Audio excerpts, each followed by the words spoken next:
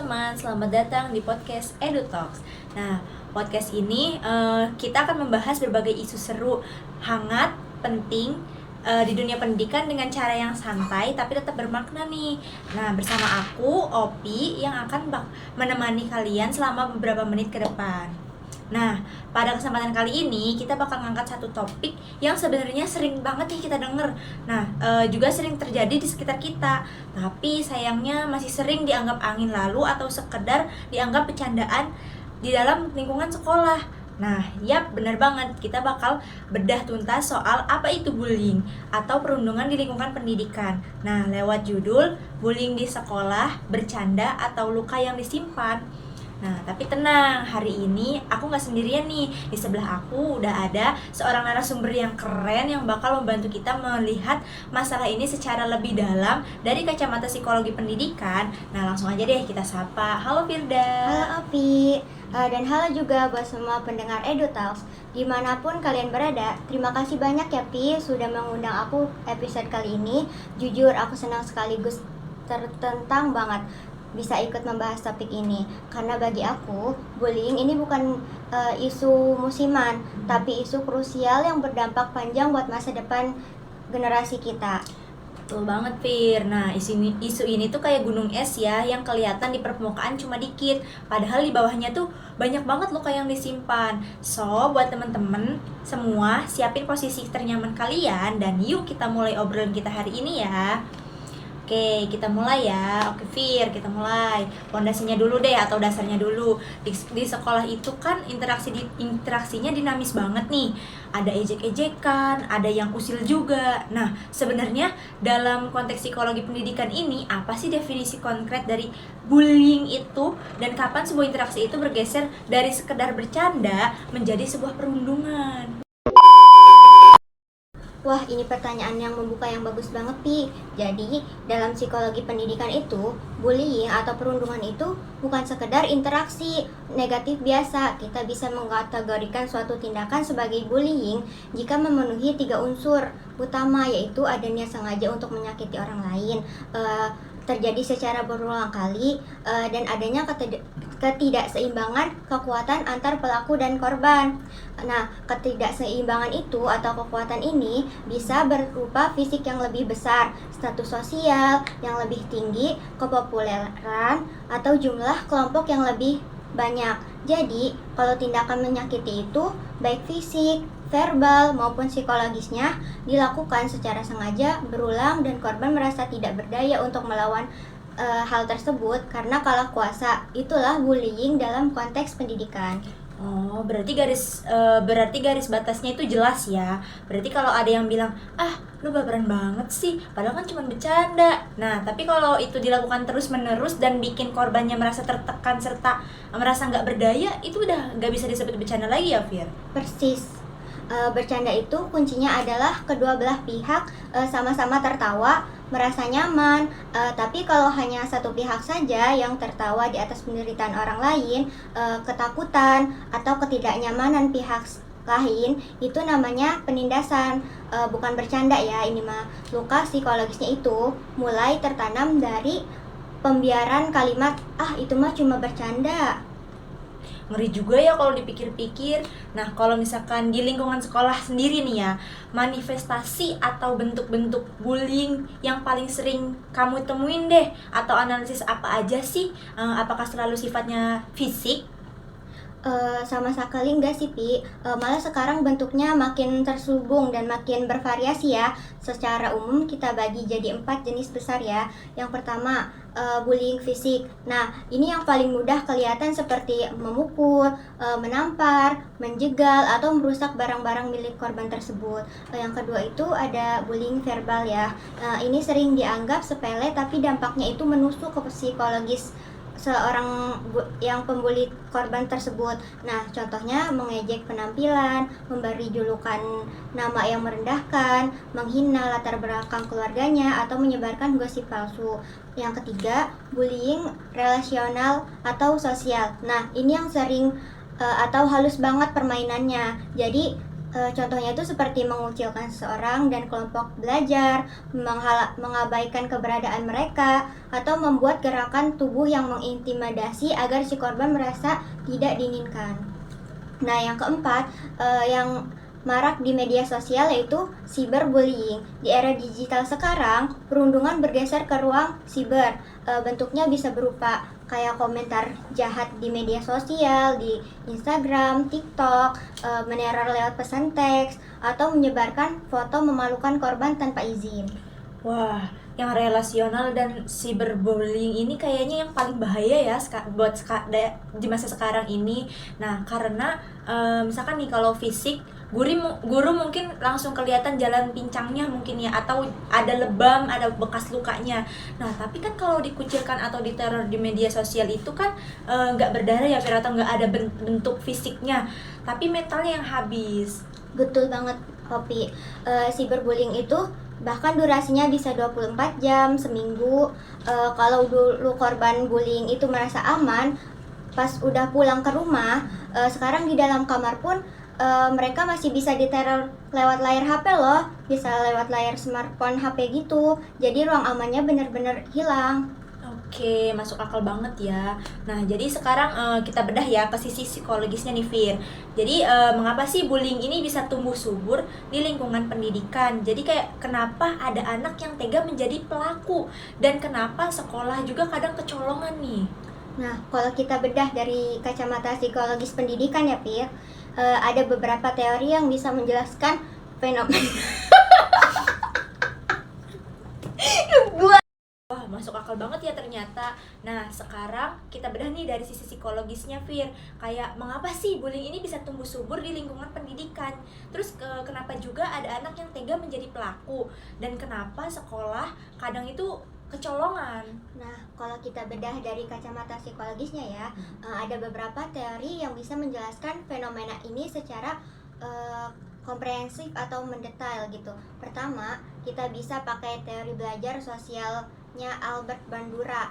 Nah, jadi Bandura bilang bahwa manusia itu belajar sebagian besar melalui proses pengamatan dan peniruan, dan istilahnya itu modeling. Nah, perilaku bullying tersebut biasanya tidak begitu saja. Mereka mungkin mengamati perilaku agresif di rumahnya, misalnya melihat orang tua yang sering membentak, atau mereka sering menonton tayangan game yang ada unsur-unsur kekerasan. Terus ketika mereka melihat bahwa dengan bersikap agresif tersebut, nah orang tersebut mendapatkan apa yang mereka inginkan, kayak kepuasan tersendirinya gitu. Nah, mereka itu ingin terlihat berkuasa. Si anak meniru perilaku tersebut di sekolah untuk mendapatkan validasi atau popularitas yang sama. Oh, jadi begitu ya. Jadi tuh mereka menginternalisasikan perilaku mereka itu karena menganggap, oh, menjadi dominan dan kasar itu efektif ya buat dapat perhatian. Jadi kayak gitu. Nah, tepat banget. Selain itu, kita juga bisa melihat dari teori sistem ekologinya milik tokoh psikologi yaitu Uri Bronfenbrenner. Teori ini menjelaskan bahwa perkembangan anak dipengaruhi oleh beberapa lapisan lingkungan. Nah, bullying itu terjadi bukan cuma karena faktor individu si anak, tapi karena ada masalah di mikrosistem si anak tersebut. Nah, interaksi buruk dengan mikrosistem itu interaksi buruk dengan keluarga atau teman sebaya, dan mesosistem. Nah, mesosistem itu artinya kurangnya komunikasi antar pihak sekolah dan orang tua. Nah, faktor internal lainnya itu bisa seperti kurangnya empati, regulasi emosi yang buruk, atau justru rasa insecure yang ditutupi dengan cara menindas orang lain agar dirinya terlihat kuat. Itu juga jadi pemicu yang kuat. Oh, luar biasa sekali ya penjelasannya, membuka mata banget nih. Sekarang mari kita bahas korbannya ya, Pir. Jadi bagaimana sih bullying ini merusak kondisi psikologis siswa, dan bagaimana hubungannya dengan proses serta motivasi belajar mereka? Kan ini kan core-nya atau pembahasannya tentang psikologi pendidikan ya. Nah, Dampaknya itu secara psikologis jangka pendek, korban akan mengalami kecemasan akademik atau academic anxiety, depresi, penurunan rasa percaya diri, hingga gejala psikomatisnya seperti tiba-tiba sakit perut atau pusing mau berangkat ke sekolah. Nah, hubungannya dengan motivasi belajar bisa kita jelaskan dengan teori motivasi self-determination. Jadi, teori ini menyebutkan bahwa manusia memiliki 3 kebutuhan psikologis dasar agar bisa berkembang dan memiliki motivasi intrinsik yang sehat, yaitu autonomi atau kemandirian, kompetens, merasa mampu, dan relatedness, yaitu merasa terhubung atau diterima oleh lingkungannya. Nah, jadi ketika seorang siswa dibully, kebutuhan akan relatedness-nya itu dan kompetensnya hancur, mereka merasa ditolak, tidak berharga, dan merasa bodoh atau lemah. Nah, akibatnya motivasi belajar mereka akan anjlok drastis. Energi kognitif otak yang harusnya dipakai untuk fokus belajar, mendengarkan penjelasan guru, memahami rumus, atau berpikir kreatif justru habis terkuras hanya untuk memikirkan gimana sih caranya aku nih bertahan hidup hari ini di sekolah tanpa diganggu. Nah, akibatnya prestasi akademik akan merosot, siswa tersebut sering bolos, bahkan dalam kasus ekstrim mereka akan putus sekolah. Ya ampun, jadi korban bullying ini tuh otaknya udah di dalam mode survival ya. Terus nggak sempat lagi dong mikirin belajar atau dapat nilai bagus karena fokusnya tuh cuma bertahan hidup dari intimidasi teman sebayanya ya. Betul banget, Opi. Secara neuroscience, ketika anak merasa terancam, otak reptilnya yang mengambil alih flight, or freeze. Fungsi otak luhur di prefrontal cortex, yaitu yang gunanya buat belajar dari berpikir analitis itu jadi terhambat. Jadi jelas sekali bullying itu adalah musuh utama dari keberhasilan prestasi belajar mengajar. Oke, jadi makin merinding nih aku mendengarnya. Berarti peran lingkungan sekolah ini udah vital banget ya. Nah, apa nih yang harus dilakukan oleh pihak sekolah, terutama peran guru untuk memutus mata rantai bullying ini? Nah, guru itu adalah kapten di dalam kelas. Tugas utama guru bukan cuma transfer ilmu pengetahuan ya tentunya, tapi menciptakan apa yang disebut psikologi safety atau rasa aman secara psikologis di ruang kelas. Nah, konsep psikologi safety ini menekankan pentingnya membangun atmosfer kelas di mana setiap siswa tersebut merasa aman menjadi dirinya sendiri, berani berpendapat, berani salah menjawab pertanyaan tanpa ada rasa takut akan dipermalukan, ditertawakan, atau dihakimi oleh teman-temannya maupun oleh gurunya sendiri. Nah, ketika rasa aman psikologis ini tercipta, ruang untuk bullying itu akan menyempit dengan sendirinya. Oke, baik. Jadi langkah konkretnya dari gurunya nih bagaimana sih, Pir? Nah, pertama-tama tentunya guru harus peka dan menerapkan zero toleransi polisi terhadap segala bentuk ejaan sekecil apapun itu di kelas. Nah, jangan pernah mengabaikan anak yang mengeluh diusili dengan kalimat, "Ah, gitu aja ngadu." Kedua, integrasikan pendidikan sosio-emosional itu atau social emotional learning. Ajarkan siswa tentang empati, cara mengelola amarah, dan bagaimana menghargai perbedaan sekolah. Nah, sekolah juga harus punya sistem pelaporan yang aman dan rahasia. Jadi korban atau saksi nggak takut untuk melapor. Oke. Jadi sip nih ya. Kalau dari sisi siswanya sendiri bagaimana sih, Fir? Kayak misalnya apa yang harus dilakukan kalau kita sendiri nih yang jadi korban atau kita melihat teman kita dibully misalkan nih. Karena seringkali nih saksi itu hanya kalau udah melihat tuh lebih milih diam karena takut diikutin jadi korban bully juga nih. Gimana caranya? Nah, fenomena ini saksi yang diam ini dalam psikologis disebut bystander effect. Nah, di mana orang tersebut cenderung tidak menolong karena merasa itu bukan urusannya atau mereka takut. Nah, kita harus mengubah para passive bystanders ini menjadi active upstanders atau pembela korban. Nah, kalau kamu adalah korban, ingat, ini bukan salah kamu. Jangan simpan luka itu sendirian. Nah, beranikan diri untuk bercerita kepada figur otoritas yang kamu percayai, bisa guru BK, wali kelas, atau orang tua di rumah.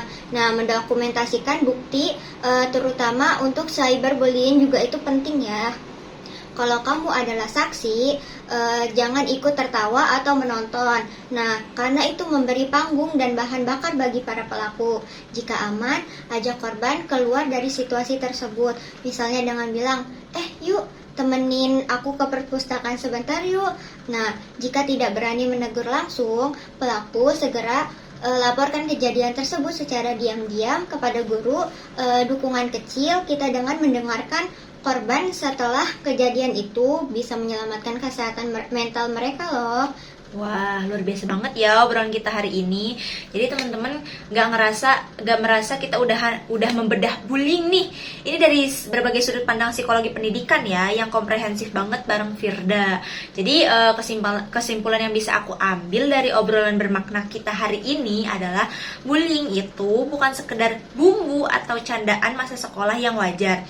Itu adalah luka yang nyata yang bisa menghancurkan motivasi masa depan atau bahkan kondisi psikologi seorang siswa.